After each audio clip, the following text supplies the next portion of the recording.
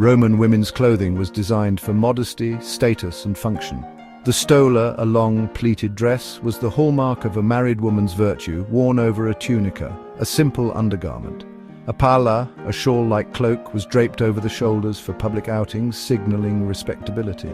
These garments followed strict social norms reinforced by laws under Emperor Augustus that promoted modesty and discouraged revealing attire. Clothing also showcased wealth, as elite women could afford imported fabrics and ornate jewelry, while poorer women relied on basic materials. Women's fashion changed from the Roman Republic 509 to 27 BC to the Empire 27 BC to 476 AD. In the Republic, styles were simple, with stolas made of plain wool or linen, reflecting a practical society. By the early Empire, trade with Egypt, India, and China brought silk and fine cotton, allowing wealthier women to wear sheer, luxurious garments. The stola stayed central, but became more fitted with intricate pleats and embroidery. During the Flavian period, 69 to 96 AD, fashion grew elaborate with layered tunicas and colorful pallas. By the late Empire, Christian influences favored heavier, more concealing clothing, toning down ostentation. Hairstyles were a major status marker. Elite women relied on slaves called ornatrices to create elaborate arrangements. In the Republic, hair was braided into simple buns. By the 1st century AD, Flavian-era women, like Empress Domitia, wore towering curls, crafted with curling irons and hairpieces, often imported from Germania. Wigs, dyed blonde or black, gained popularity in the empire. Poorer women wore basic braids or loose hair, often covered with a headscarf for modesty. Accessories like hairpins, nets, and gold fillets adorned elite heads, while the poor used simple cloth bands. The tunica was a sleeved, knee-to-ankle undergarment, typically white, worn by all women. The stola, exclusive to married women, was floor-length, belted to create folds that emphasized dignity. The palla was versatile, draped over one shoulder or pulled over the head in public. Wealthy women added vitae, woolen headbands and jewelry like earrings, necklaces, and fibulae pins. Poorer women wore a single tunica or a coarse stola, often without a palla, as it hindered manual labor. Colors really marked class distinctions in ancient Rome. Elite women, for instance, wore vibrant hues like Tyrian purple, a dye from sea snails that honestly cost more than gold, or saffron yellow and those deep reds, all achieved with expensive imported dyes.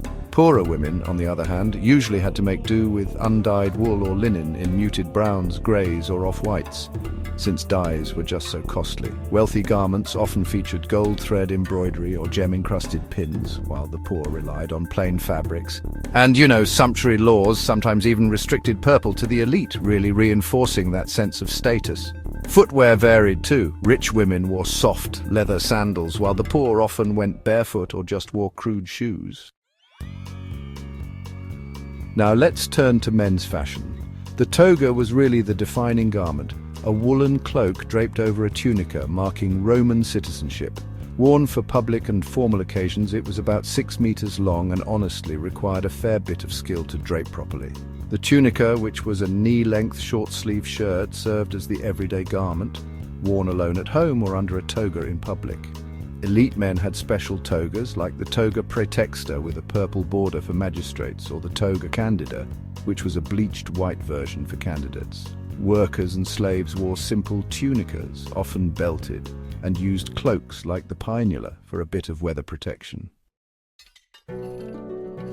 Men's fashion evolved over time. In the Republic, togas were smaller and plainer, suited to a practical society.